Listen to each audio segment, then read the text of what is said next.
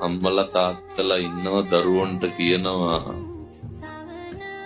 මේ අරුන් මෙහෙමයිනේ මෙවුන් මෙහෙමයි ඔවුන්ගේ ගෙවල් වල යන්න එපා ආශ්‍රය කරන්න එපා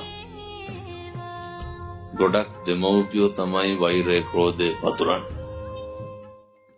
දරුවන්ට අප්‍රිය කරනවා දෙමව්පියෝ දැන් අපි හිතමුකෝ හොඳට මතක් වෙයි අපේ අම්මා තාත්තා වයි කිය. ගෙදර ඉන්නවා කිය. කණ්ඩ දෙන දරුවා ක්ලිනික් එක යන දරුවා බෙහෙත් ටික දෙන දරුවා ජීවිතේට මනුස්සයාගේ හොඳක් කියන්නේ නැහැ. අවුරුද්දකට සැරයක් ඔය සරමකු ජීවිතේකුයි 60කුයි සීනේ 250කුයි කිරිපිටි පැකට් එක්කුයි අරන් එන. ඔය ඈත ඉඳන් එන කවුරු හරි දරුවෙක් ඉන්නවනේ ලොකු කවුද? අර කොහේවත් ඉඳන් එන මනුස්සෝ. අර හැමදාම කණ්ඩ බොණ්ඩ දෙන දරුවා.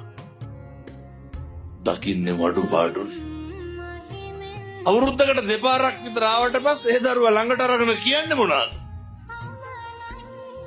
අර මොකක් හරි වෙච්ච අඩු පාඩුවක් කියන්නේ. නැනිකම් මේ කියනවට හිතන්නකො ඔය කටවල් වලින් කවද්ද හොඳක් කිව්වේ කියලා.